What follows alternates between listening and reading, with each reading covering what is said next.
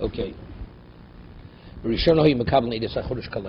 Initially, regarding the sanctification of the new moon, they would receive witnesses all day. There was a time normally the witness would come before midday, so they knew exactly whether it was going to be, meaning immediately in the morning the witnesses weren't there. Sometimes yes, but most often they didn't come in the morning. Let's say they would come 11 o'clock in the morning, before midday. 1 year they were delayed. And Levim, whenever they would bring a korban, they would say a shir, they would say a certain psalm. So there was a psalm that was said during the week, and there was a special tilim that was said for Yom Tif. So let's say the witnesses normally came in the morning. So the Talmud Shachar, meaning the communal offering, the first communal offering, even though it would turn out the witness later would testify and they would turn out to be Rosh Hashanah, they would still say a weekday psalm.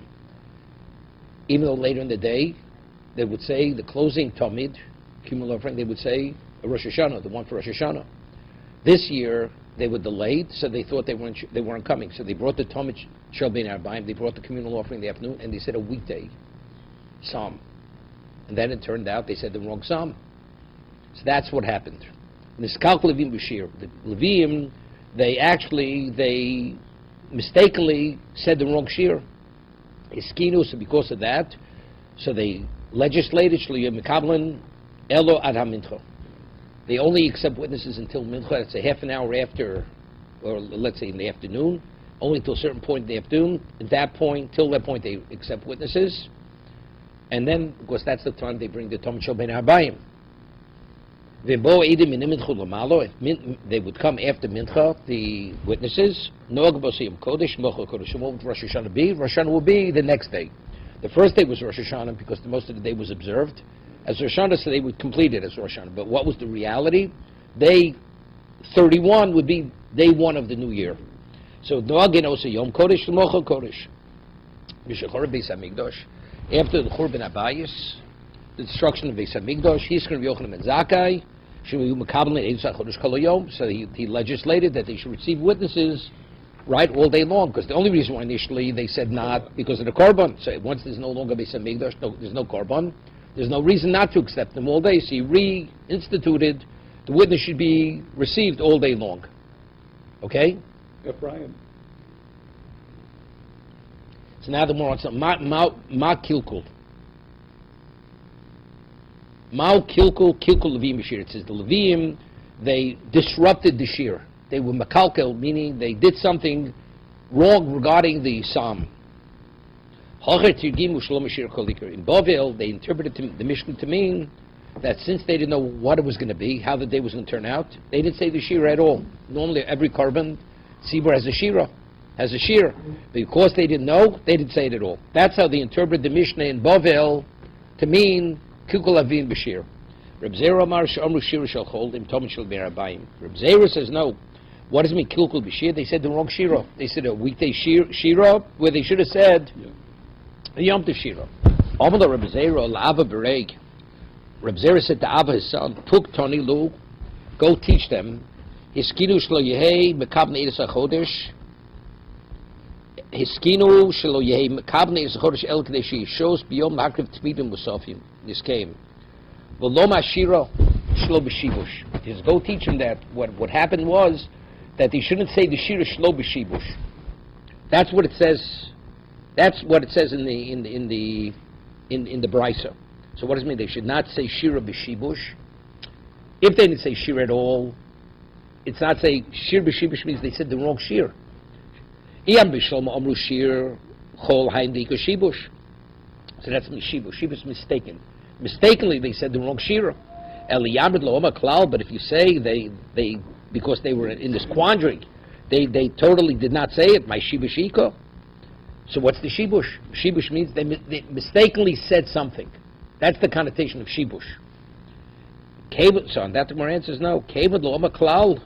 Since they didn't say any whatsoever, not a weekday shira and not a Yom Tov shira, that's the worst mistake. Because there the korban wasn't accompanied with a shira. At least if they would have even said the wrong shira, They said a shira, but here the shira wasn't said whatsoever. Moser Rav Acha bar Huna. Rav Acha bar Huna asks from a Mishnah, Talmud shel Rosh Hashanah. The Talmud that the first communal offering of Rosh Hashanah, Shachris Koref Kilchoso, they bring it regularly, as if it was a weekday. Meaning the Talmud is a regular, the korban is brought 365 days a year, but it means that the Tilim that they said was a regular weekday Tilim. The Musaf, what about Musaf? When they bring the Musaf, that Musaf ready, you bring Musaf or Rosh Hashanah. What did the Levim say? Harninu lelukim uzenu. Hariu lelekei Yaakov. What's Hariu? Speaking about the shofar. That because since it's Rosh Hashanah, they would say the Tilim, Hariu lelekei Yaakov. You should blow the shofar for the God of Yaakov. The Mincha ma'omer. Mincha, what would they say? The Talmud shel Mincha, right? The Talmud. Kol Hashem yochel midbar. They would say normally, they would say Kol Hashem yochel midbar. B'zman shel Rosh Hashanah lios b'chamishi. When Rosh Hashanah would fall out on Thursday, B'Shabbos, she'ashira shelo harninu le'lekim uzeinu. So there wouldn't be any indication. Lo yomer b'shachris harninu. They wouldn't say it in the morning harninu because they would say that by the closing Talmud. They shechozev kofel saperik because they'd have to say it over again. Elo ma'omer hasiros mishev b'shichmo. He removed the suffering from his shoulder because when was Yosef released from prison? He was released on Rosh Hashanah. V'imbo edim acha tom shel shachar. And if witness should come after Talmud shel shachar, omer haninu api shechozev kofel saperik. They'd say it again, even though they're repeating the parak. If you would say that whenever they're not sure whether it's going to turn out to be Yom Tov or not, they say Shira Shel Chol, but they did say something. Therefore it says they repeat it again. But if they're always in the quandary, they're not sure what's going to be, they say nothing. Mike Omer V'Kol, what do they have to repeat it? So on that verse, Shani Hosam the Shir Diomi. There, even if they're in a quandary, they would say it because that happened to be that was the Shir of the day. Let's see Rashi. Why does each particular psalm have relevance to that day itself? Let's see Rashi.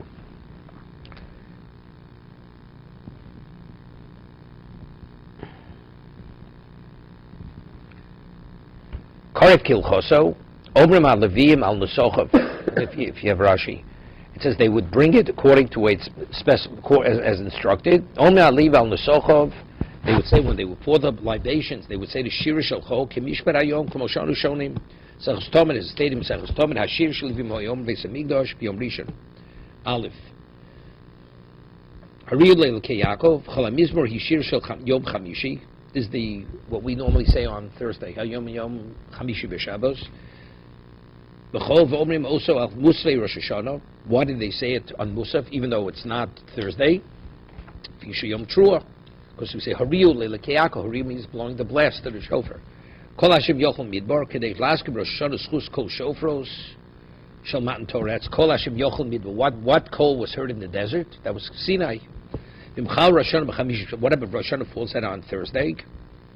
Bo edim kodem Talmud shel shachar. They came early in the morning. Lo yomrim shachri shir shel chol. They would not say the shir of chol because they already knew it was Yom Tov. They came early. Because they said again by Musaf. Parent Mizu hasiros v'shichma mishum Rosh Hashanah yotze Yosef es asurim. Yosef was released from prison on Rosh Hashanah. What happens if they came after they brought the Tom shel shachar? So the shas shir shel tomid. So in the morning they weren't sure whether witnesses were going to come. So the Talmud shel shachar, they treated it like an ordinary day, like a weekday. Lo yodim im iskar shem yishlom hasirosa o shel shema cholhu haninu yomer haninu. They say haninu misafek. They treat it like a weekday. The yashuv yomer so b'musaf nitchakov fleis. And they say it again at musaf. They say it twice.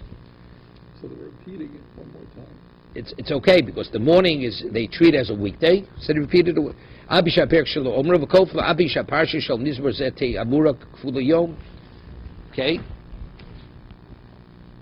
Should more ask, but if you tell me whenever they're in doubt, they say nothing. So why over here did they have to repeat it? If the morning they were in doubt whether the witnesses were going to come, they shouldn't have said anything in the morning. So if they don't say anything in the morning, so you only say it once. What does it say? They repeat it twice. So Rashi explains, Olam kol echel mistapko milso kom b'mincha. If it be mincha time, then it's not sure whether it's going to be Yom Tov or not. The Yom Kodesh lo shach l'mim b'dechol. Who will chol lo shach l'mim b'kodesh. So then they don't say it. But in the morning, right? The Oba Shira dechol b'chamishi, because that's what you're supposed to say. So when did they say that the Shir Shel Yom? It sounds like they could even say it after Mincha. No, they said a different shir. The Shira Shel Yom they said twice. They said on the Talmud, they said on the but it wasn't the same one. Different, right? They were different. Of course, they would. They wouldn't normally repeat it unless, let's say, they knew in advance that it was going to be Yom Tov. Then they would not say. They'd say the Chamishi. They would say by Musaf. Chamishi, right? But let's say in the morning where they thought it was going to be a weekday, so they say a weekday. What happens if witnesses come? Then they will repeat it again at Talmud. Okay, now we're going to go. Tanya, we learned in the Brisa. Review Dom Yishem Rabbi Akiva. Review this is name Rabbi Akiva. Barishon Mayomrim. What did the Levium say on the first day when they would pour the libation on the Mizbeach? Lashem Oretz U'Mloa. Right, the world in its entirety belongs to God. Al Shem Shekora V'Hikno V'Shal V'Olomo. God acquired the world, created the world, and He gave it over to mankind. Right? That's what He did. Because it says, Tevel Yoshivok, Kone Kadelaknos, He created the world to give it over to mankind. What possibly did He say on the second day of the week? Godel Hashem Mulol. First of all, it says, Vishal Bolam means when were the angels created? The angels were created on the second day of creation. First day of creation, there were no angels. You know, it says in Torah, Vayerev Yivoke Yom Echod. Right? So the question is, Rashi cites Chazal. Want to say Yom Rishon. It says Yom Sheni, Yom Shlishi. Say Yom Rishon. Vayerev Yivoke Yom Rishon. Want to say Echod. So the answer is, Rashi cites the Medrash, because the first day creation, the angels weren't created yet. So therefore, there was only one existence. What was that? Hashem. Hashem existed. There were no spiritual beings outside of Hashem, the first day creation. So that's what it means. The first day, He created the world. For what purpose? To give over to mankind. And He was Shalit. He was the sole ruler. You couldn't make a mistake. You couldn't, even for a moment, think anybody was God other than Himself. When you create angels already, then it's not so simple. People can mistakenly think that the angel is independent of God. So that was Sheni Ma'omrim. Godel Hashem U'Malo Ma'od. God is great. He's very praiseworthy. Al Shem Shechilek Masov U'Molach Aleim. Right? So Rashi says, Hivdil Rakib Ben Aliyom Tachton V'Desal of Yoshe B'Morom Dugma Shcheno. He divided the heavens, the upper and the lower. Barkocho. B'Shlisho Yomrim Elokim Nitzo B'Ras Keil. Hashem stands in what? In the congregation of God. Al Shem Shegilo Eretz B'Chochmoso. Ve'echin Tevel Adoso. What happened on the third day of creation? What did God say? Let the waters gather. Let the waters gather and dry land be seen. Right? That was in the third day. So HaKadosh Baruch Hu was Gila Eretz B'Chochmo. So He revealed the earth with His wisdom, and He prepared the terrestrial level for His people.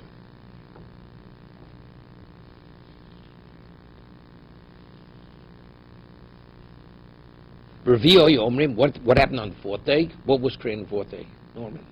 The heaven, the sun, the luminaries. So what happens to the luminaries? People worship. You have the sun worshippers, the moon worshippers. What is it? Kel Nukam Hashem, Kel Nukam Sophia. God is an avenging God. Ultimately, these people are going to pay the price for being idolaters. So therefore, on the fourth day, Kel Nukam Hashem, Al Shem Shebor Chama Levono, V'Osid Lipora Miavdein. Ultimately, there's going to be retribution against those who worshipped the moon and the sun. V'Chamishu Hayomrim. This is very interesting. Haninu le'lekem uzenu al shem shebor ofus v'dogim l'shabeach l'shmo. You hear this? What was created on the fifth day? Birds and fish. So Rashi says something else, and that is what is the objective of that? To give praise to His name. When people see the variety of birds and fish, you're amazed at the creation. When you're amazed, you sing the praises of Hashem. Rashi says over here, when you see the different species of birds, You know, I don't know if you ever go. You go to the bird sanctuaries in some of these zoos. Take a look at the plumes of some of these birds, these exotic birds. They look artificial. I mean, the beauty, the colors, and the texture of the feathers and the beaks. It's beautiful. I mean, it's like a masterpiece. So when you see that, you're amazed. Remember, once went to whatever they call it, Chinese garden, one of these botanical gardens. They had an area was there, and they had these fish from the Far East. Right. They had, you never saw such fish, pink, Yeah. all kinds of fish. I mean, the water's full, you know, and you feed them. There's so many fish in the water, and everyone's a different species. You see what they look like. It's amazing. It's amazing what they look like. So what does it do? It evokes praise. Say, you're amazed at Hashem's creation. B'shisha Omrim, what happened on the sixth day of creation? What was created on the sixth day? The human being. So a human being, so we talk about a subject. An animal is not a subject of God. It's an unintelligible creature. B'shisha Omrim Hashem Moloch Geos Lovesh Al Shem Shagam Malachto. Malach Aleim, creation was complete on the sixth day. And what? And he rained upon him.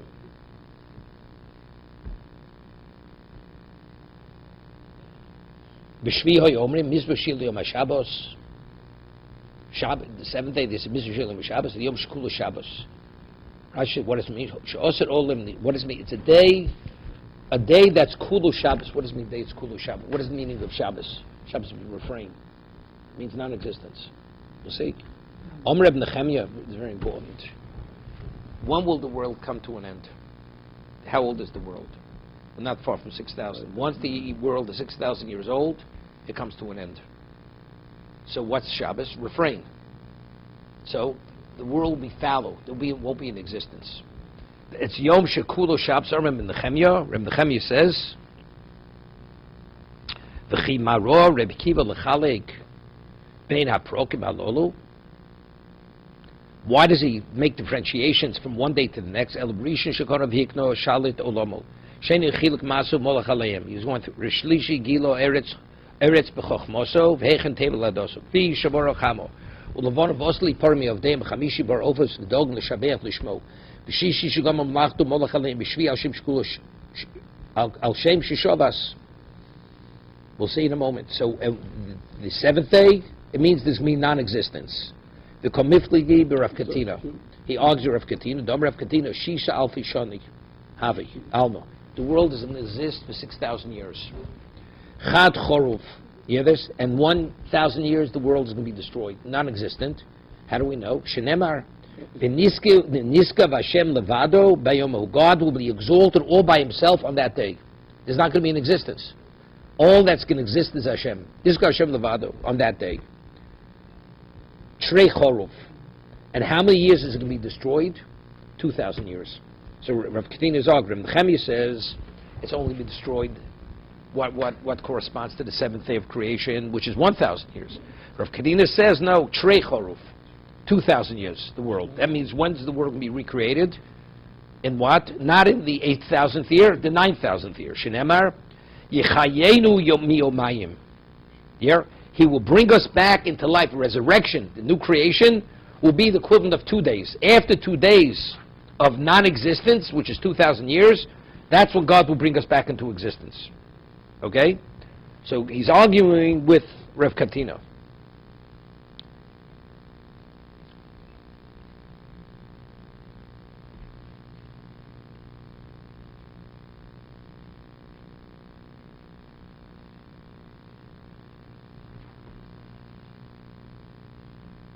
Further, the Musi Shabbat of Mahayom, what did they say on Musaf? What Tilim did they say on Mizvah Shil Yom HaShabbos? They said in the morning, right? What did they say when they brought the Musaf of Shabbos? Omar Rav Anon Barovo, Omar Rav Haziv Loch. It's an acronym. Rashi, what's Haziv Loch? Parshas Shiras Hazinu. They would say the portion of Shiras Hazinu, which is not Tilim. Cholkim also Lishisha Prokim.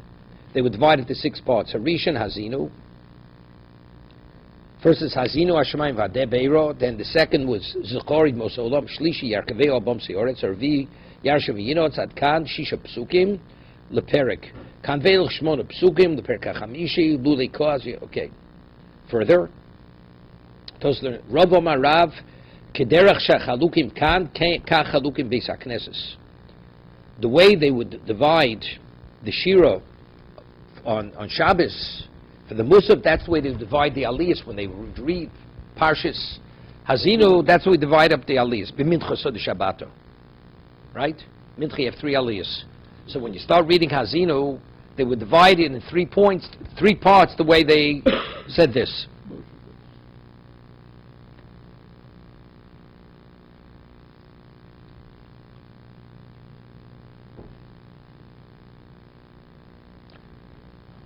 B'minchose the Shabbatim hayomrim, Amr Rabbi Yochanan Oz Yoshir u'micha mocha.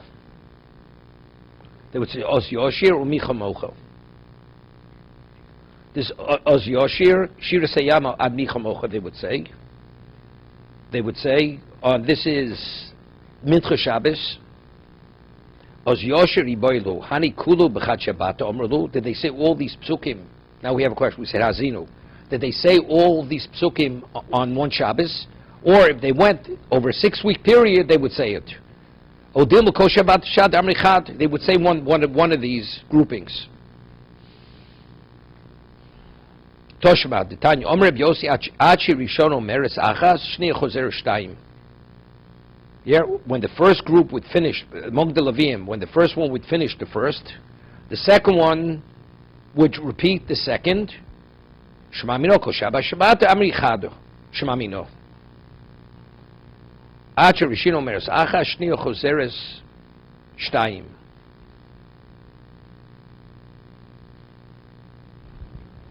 One second. V'imo yichol v'aprokim b'nim eskol ha'hafskim mechlofes kedeshir v'tkios odilmo kol perkel Shabbos achas perk echod. Ad shirishon shiras hamusof in chozeres chalila pamachas. Shiras mincho shel tomid ben abayim. Chozeres shtayim da'osam shis pirki v'ochet losa hazinu achas zoche b'Shabbos shniya v'chein kulam. Okay, further. Amr Rav Yehuda bar Idi Amr Rav Avan Esem Asos Nosa Shchinim Shchino.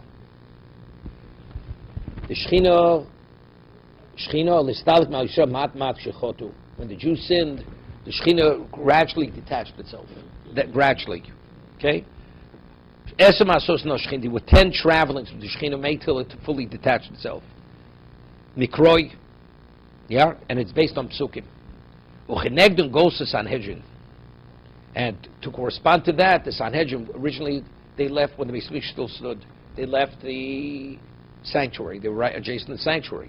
And they went to another location. And they went to, until finally, they shut down the Sanhedrin totally. Sanhedrin didn't function. Yeah? And how do we know that? Migmora, that's part of a tradition. We know. So that the Shekhinah removed itself 10 levels, till it finally removed itself, that's based on Psukim. Corresponding to that is Golsa Sanhedrin Migmora. That's tradition. Esemasos Nosa Shechina Mikroi. What are the psukim? What are they? Mikapores Lekruv. Now, what do you have? What covered the Aron? Norman. What covered the Aron is called Kapores. The slab of gold on top of the Aron was the Kapores.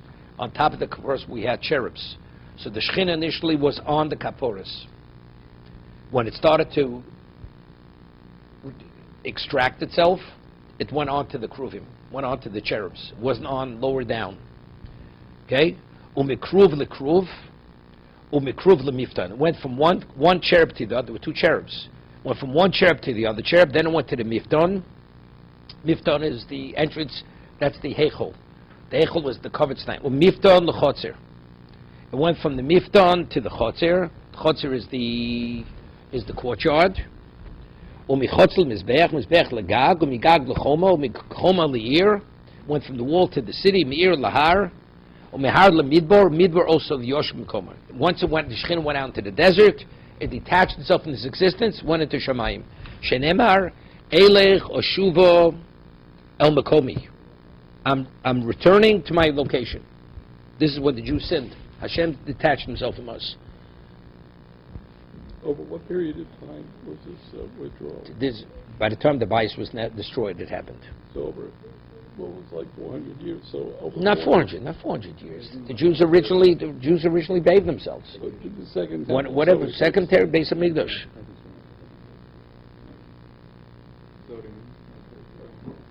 Shows a regilish kon sham the stalk alachad min akruv shows shlom omdim beort el sofen oren khodoren the khruv le mifta na bais mifta bais lo azora ben ulom le mizbeach khotz le mizbeach shaim leir shaim leir lahar harzeisim. When it says it went from the city to the mountain is harzeisim called siluk malol fisha bikushe bekoshi hoy mistalig.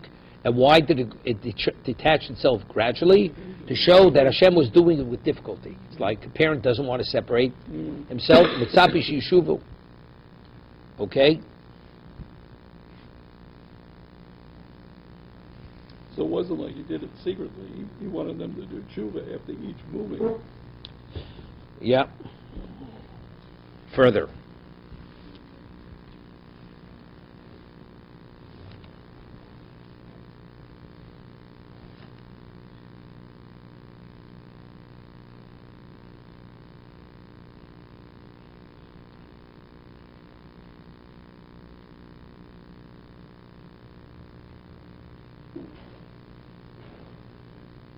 The kaporis lekruv.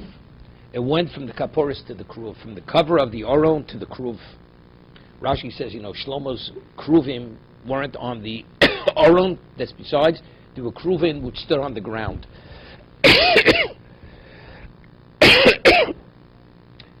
Mikruv lekruv, umikruv lemiftan d'chsiv noarti l'hoshom v'dibarti itoch me'al kaporis. Originally, Hashem spoke to Klausha from the kaporis to Moshe Rabbeinu. The hay. Ksiv vayarkev al kruv hayoif. He went on the kruv, then he flew away. Ksiv chor elokishel nalim el kruv asher hoyo olov el mifton habayis mifton l'chos d'chsiv. Vayimali habayis says onon v'chotzim eleyo es nogek for Hashem. So it says he went. It says the bayis had the cloud, and the chotzer was filled with the light of Kavod Hashem. So it's in the chotzer. Umchotz l'mizbeach d'chsiv v'risi es Hashem nitzav al mizbeach legag. It went from the mizbeach to the roof. D'chsiv tov lo sheves al pinas gag. Umigag l'chomo. From the roof it went to the wall. D'chsiv hine Hashem nitzav al chomas anoch. Michoma le'ir went from the choma to Yerushalayim. D'chsiv kol Hashem lo'ir yikorei. Kol Hashem lo'ir yikor. He's called to the city. U'me'ir lahar. Heading in with Haramishka. Vayal for Hashem mi'al toch ho'ir. V'yamed al ahor Hashem mikedem le'ir. He went to the mountain which is to the east of the city. So which mountain is to the east of the city? That's Haramishka, Harazeisim. U'mahar le'midbar. He went from the Harazeisim out to the desert. D'chsiv Tov Sheves Be'eretz Midbar Midbar. Stop. It's better for Hashem to be in the Midbar. Midbar also LeYoshua M'Komo D'Chsiv Eilich Hashuv El M'Komi. Okay. Reb Yochanan. Now, when it went out to the Midbar, how long did it stay in the Midbar before it ascended to Shemaim, to heaven? Reb Yochanan Shish Chadoshim Nizakva Shechina LeYisrael. The Shechina waited 6 months in the desert before it. Maybe they'll build tshuva. Yeah. And after 6 months they didn't do tshuva. Oma tipach zayin tipach. Oma tipach nafshon. Shenemar. Meaning let them just burst. Hashem is upset. I'm waiting for you 6 months. No, something. I'm out of here. Shenemar ve'eni rishon tichleno. Umonos ovad minhim. This, the eyes of the wicked will be consumed, and the refuge is what has been lost from them. They don't have the refuge. There's no coming back anymore. V'tikvosa mapach nefesh, and the hope is what? Is distress. Distress is the soul. That's how bad. Uchnegden gosu yitzarhedjen, and we say corresponding to those 10 detachments, the Sanhedrin also detached itself 10 locations before it totally disbanded, the Sanhedrin. So see about from the 10th of Teves, when Nebuchadnezzar set siege to the Yerushalayim until the 9th of Thomas. That was the 6 months. Good. We were talking about the first destruction. Yeah, this is the first. This is the first destruction. I thought for sure it was first. No. The second, there was no Shechina in the second Beis Hamikdash. The next sentence says, These psukim are novi. This is the first Beis Hamikdash. Okay, but Kenegnu goes to Sanhedrin Migmar. Melishkas Agozis, they went from Lishkas Agozis lechanus. From Lishkas, that's the chamber of cut stone to the chanus. 1 second. this is the second destruction. Yeah. That's what it says. Yeah, this is the second, with the Sanhedrin. So he says over here, Rashi, Chanush, Hoyhu, Lehem, Harabayas, Yosham, Lomar, Shlodonu, Din, in the first Chos, and the fish, Rodschim, in Amina, Sanhedrin, here. Now, the halacha is, the court cannot rule on the death penalty if the Sanhedrin is not in its location where it's supposed to be. So if they would, so they had to remove themselves, because otherwise they would have turned into a slaughterhouse. The murder was so rampant, and people not only murder, people were violating the Torah in a way which carried the death penalty. So if they would have stayed in their proper location, they were obligated to implement the death penalty. So by removing themselves from there, everything came to a halt. The court wasn't permitted to rule on capital cases. That's what Rashi says. Because they saw murder was rampant. Murder was rampant. This is of the second temple period. The Shechina detaches itself, Rashi says it, that the Gemara is referring to, that was by Rishon. But the Sanhedrin removing itself, because what was one of the reasons why even though it says it was destroyed because of Sinas Chinam, but factually, when the Sinas Chinam, there's murder, right? People, they murder one another, they justify murder. So they went from the Gozes to the Chonos l'Ushalayim, Ushalayim l'Yavne, l'Usha.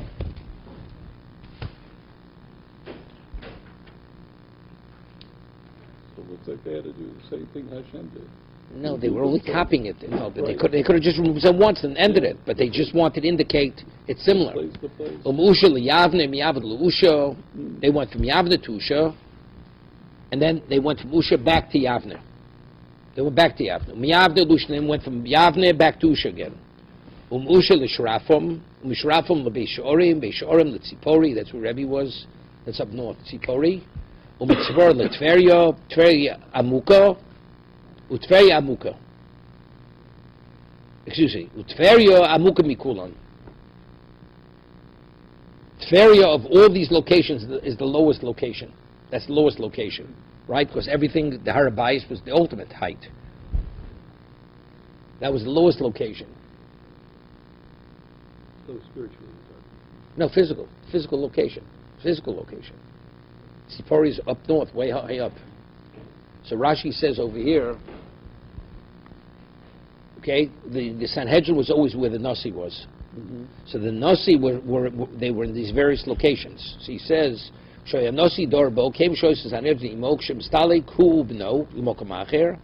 they would move to another location, the Sanhedrin would go with them. Yavne me Rabban Yochanan. Yavne was time of Rabbi Yochanan. Usha Rabbi Yochanan means Rabbi Yochanan ben Zakkai. Usha b'mei Rabbi Gamliel. V'chosu mi'usha liyavne mei Rabbi Shimon beno. Chosu Ketanya Berk Shekichu Bezdin Beishor Mitzipori Tveria Kulam mei Rebbe. This was all during Rebbe's time. Kenaminon Achar Rebbe Beishorim V'shuv Kishechola. When Rebbe became ill, they took him up north. Oblichul Tzipori Kenaminon B'chsubis V'Tveria Hoyo Be'Antoninus. Tveri was time of Antonius. Tveri Amuka Mikulon. Shvelim Hoyu Oz Mikol Amaso Shegodu. That was the lowest location. Okay? Further. Shenema Ushvelim Me'eretz Tedabri. V'shiflas Me'oretz Tedabri. Is it Me'eretz or Me'oretz? This passage it's quoting. Eretz. Not Eretz. Yeah, may offer Rabbi Loza Omer Sheish Golos. It was 6. It wasn't 10. It was 6. Shenemar Ki Ashoch Yoshvi Morom Kirin Nizgovo Yashpileno Ar Oretz Yagena Ar Ofer. It's 6.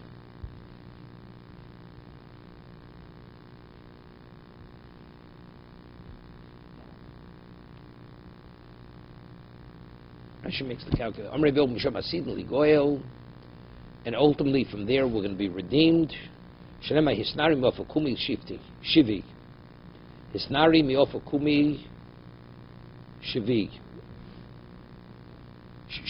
Hasho chado yashpilenu trei yashpilenu tlas aroretz arba yagienu chamisho. These are psukim Yeshaya. Chamisho arofer sheish the Muslimemi yashpilenu aroretz ulofer. Yeah. So what does it say?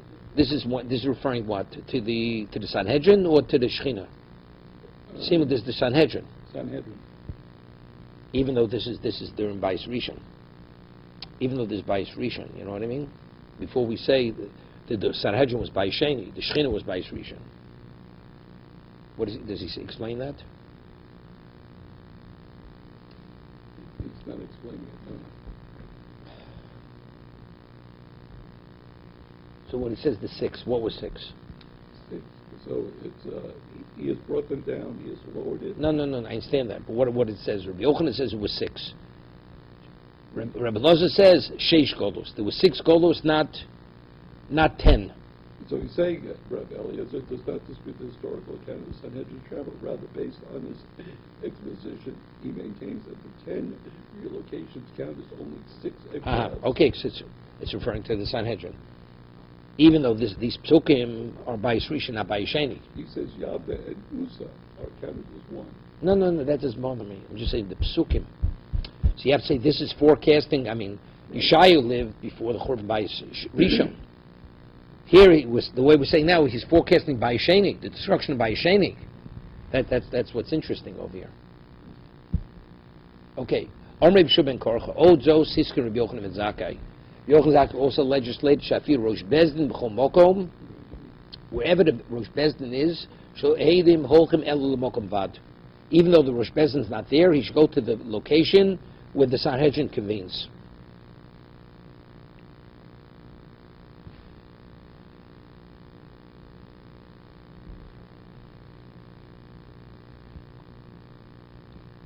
Meaning the Sanhedrin, normally who said Mekudesh? Right? No. The head of the Bezdin normally said it. What happens if he had to be out of town? Right. So that the witnesses go where he was? No. They would go to Sanhedrin, and the Sanhedrin would say Mekudesh without the Rosh Sanhedrin, without the Chief Justice. Hayitzo dasminuha ledino. There was this woman, she was summoned to court. They subpoenaed her court. Kami da meimer benerdo. Yeah? She was summoned to court to come before Ameimer, Oza Ameimer, Lumchuzo. But Ameimer, she was summoned to Nerdoi, that's where the Bezdin was.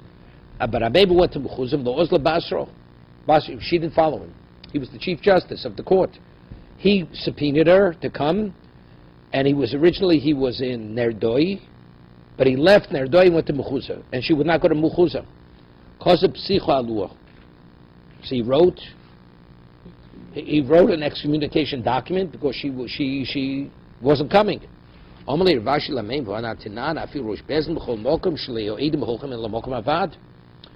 on this, the legislation of Rabbi Yochanan and Zakkai, she only has an obligation to go to the court, not to follow wherever the head of the court is. Right?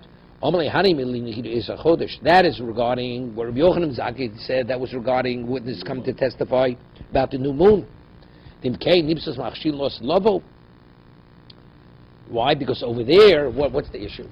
Let's say witnesses come wherever they come, and all of a sudden they have to travel somewhere else. You know something? They say, next time we're not coming. You can discourage them, they're not coming next time. But here, the woman was subpoenaed to come to court, because there was a claim against her. So let's say she has an obligation to come. It's not up to you. You must come. Why? If she was a debtor, and she was summoned to court. When you borrow money, Shlomo says you're an eved lovad lishmalver. You're indebted to the one who makes the claim against you. You don't like it? It's just too bad. You shouldn't have borrowed money.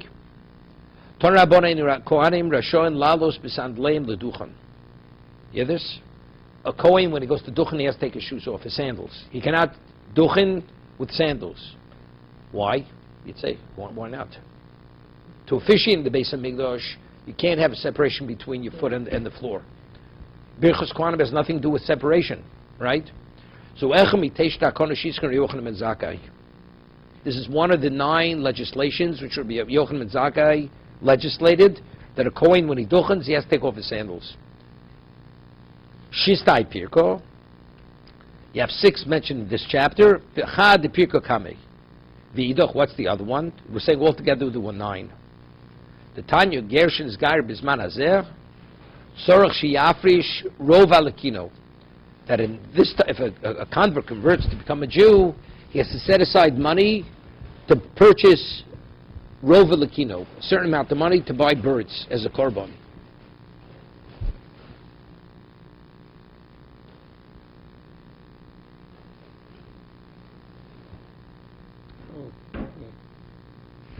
Rashi Rov Shekel dein Chatzi Dina wegen to make kant gednan do kinem biom shager chayv korban. The ger when he we continue kochim ger yev kavosech nusul brisel b'mil tefillah v'hatzos domim as domim d'chsiv hikav Moshe zadom vein azov lo tefillah v'hatzos domim d'chsiv chatzi dam zork al mizbech kotzel b'mil tefillah v'hatzos domim sechus krisus v'reish perek arba b'chusi kaporo mas milson sagle b'olas of hilkach yafish rov l'kinu shemi yibana b'samig shemina v'yikruvena. Yeah, this is beautiful. When we were at Sinai, how did we become Jews? We had to be circumcised. We had to go to the mikveh. And Moshe says, he slaughtered korbanos, and he sprinkled the blood on all the Jews. So blood being sprinkled on our behalf was part of the initiation process to become Jews. In the time of the Beis Hamikdash, a ger had to bring a bird. And blood was sprinkled on the Mizbeach, on his behalf. That was his korban. That was part of the conversion process. So today we have no Beis Hamikdash. Nevertheless, he legislated, he has set aside that kind of money that if the Beis Hamikdash will be built, that money will be used to purchase the bird that the blood should be sprinkled on his behalf. Right? Omer Shimon Lozak var nimne olav alei Rabbi Yochanan ubitlo. But Rabbi Yochanan, there was a consensus, he annulled it. Why? What happens if you go and you consecrate money?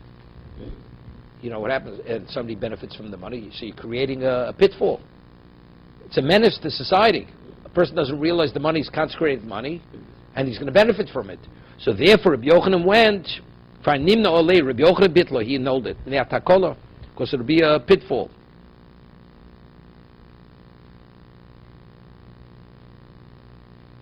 Okay.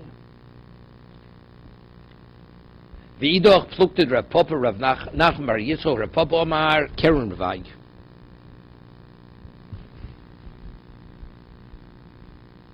Yeah. He says it was Keren Revai. We'll discuss this in a moment. Now, what's the halacha? You have Orla. Orla is 3 years, correct? What do you do with the produce in the 4th year? You're supposed to take Yerushalayim. What happens if there's no Yerushalayim? It's destroyed. Right? Or let's say initially it was too difficult, too cumbersome to transport. It says you redeem it on money and you bring it. And you bring the money, you purchase food, Yerushalayim. But what happens if everybody redeems the produce outside Yerushalayim? So that means Yerushalayim is not overflowing with produce. It's almost like it's a disrespect for Yerushalayim. So initially they had, what's his name there? He had legislated that if you'd lived with a certain radius of Yerushalayim, you had to bring the produce. So as a result of the markets were overflowing with fruits of the Keren Revai, and this was like a Kiddush Hashem. So Rav Nachman Yitzchok, so it's a machlok Rav Papa, Rav Nachman Yitzchok, Rav Papa Omar Keren Revai, Rav Nachman Yitzchok Omar Loshen Shel Zuris. Well, what's the argument? Rav Papa Omar Keren Revai, Ditnan Keren Revai hoya oli Yerushalayim halach yom l'chol tzad. That if you had Keren Revai and you were a day's travel in the radius of Yerushalayim, Zuhi Tchuma, and what are the outlying points from that point inward? Eilat Mina Dorom, a lot from the south. Akrabas Mina Tzofon, Akrab is another community from the north. Lud Mina Marov, Lud from the west. Yardim Mina Mizrach. That from those locations inward, you weren't permitted to redeem the fruit on money. You had to bring the produce itself. And what was the concept? What was the purpose of this legislation? that the market Yerushalayim should be bedecked and beautified with the fruits, with the produce. Tanya Keravai Hoyelo, the Rebbe Lezer b'Mizrach Lud, B'tzat Fartevig. Rebbe Lezer to the east of Lud, on the side of a community called Fartevi, he had we'll see in a moment. He had Kerem Ravai, Ubikish Rebbe Lezer Lafkir Lanim. He wanted to disown it, that the poor, that they should take it to Yerushalayim, because it was from him it was too much to transport. Omer Loch Talmidov, I think in Bay it says Omer Loch Haverov. His student said, Rebbe, Kvar Nimnu Chavrecho Levi Teruah, that after the Beis Mikdash was destroyed, what are you beautifying? There are no markets to beautify. So he says, your colleagues, they annulled the original legislation, so you don't have to give it away. You just could redeem it on money, and that's it. Man Chavroch, Man Chaverecho, who the one who annulled it? Rabbi Yochanan ben Zakkai. Rabbi Yochanan ben Zakkai was a colleague of Rabbi Lezer. Rabbi Lezer got some Loshen Shel Zuris. What was it? It was Loshen Shel, it was the crimson cloth. Initially, when they took the goat to throw down the mountainside in the desert, they would take a crimson cloth and they put it on the entrance to the ulam, that's right before the covered sanctuary. Hilben hoyismechen. If it would turn white, they would rejoice. They would rejoice because that was an indication God forgave them for their sins on Yom Kippur. Lo hilben, if it didn't turn white, it remained crimson. How you would save them? They were depressed. Means Hashem's not willing to forgive them. They made a takana, they legislated that they shouldn't have it on the outside, they should have it on the inside. People, they shouldn't know. That they shouldn't know. But they would peek inside, and they would still see it.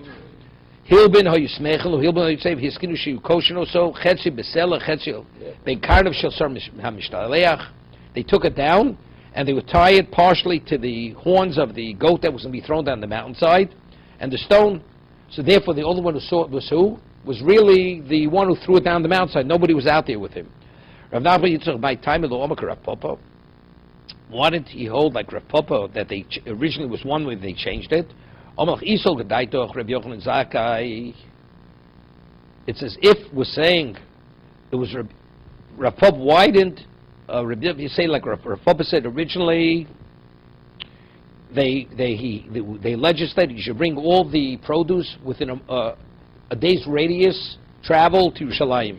And if they told him that Rabbi Yochanan ben Zakkai, your colleague, had annulled it, retracted it.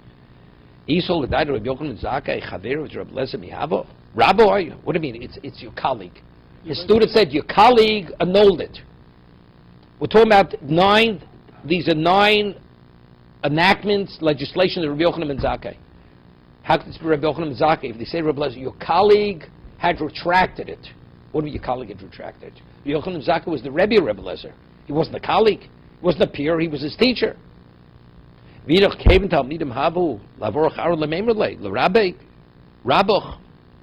this?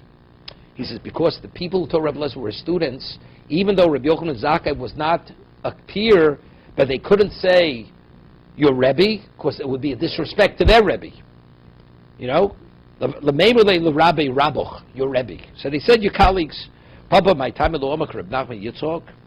What Rabbi Yitzchak said, originally they had the crimson cloth. Amalach, Isol, the Rabbi Yochanan ben Zakkai. May Rabbi Yochanan ben Zakkai have a Loshen Sahuris. Votanya, it didn't exist. They didn't exist. Votanya, we'll see in a moment. It says, Koshnos Rabbi Yochanan ben Zakkai Mei Vesem Shana. It's interesting. Rabbi Yochanan ben Zakkai lived 120 years. How many years did Rabbi Kiva live? Also 120 years. Right? Moshe lived. Yeshua lived 110. Mem Shana also beprakyo, bermakyo. You hear this? The first 40 years of his life, he was in business. Rabbi Yochanan ben Zakkai. He didn't live in Puerto Rico, but he's in business. Mem Shana Lomad, 40 years, from 40 years to 80, he taught. He learned himself, spent 40 years. Mem Shana Limit, 40 years he disseminated Torah. Petanyo, Mem Shana Kom Shenechra Abayis, Lo Yiloshin Shel Zuras Malbim. 40 years before the Churban Abayis, this miracle that the crimson cloth would turn white didn't happen. El Amadim, it would remain red. Utanam Shcharbis Abayis, Hiskrim Yochanan ben Zakkai, and it says, from the time the Beis Mikdash was destroyed, Rabbi Yochanan ben Zakkai, he made this takona. So if that's the case, They only did this at the time of the Beis Hamikdash. There was no, right? 1 second.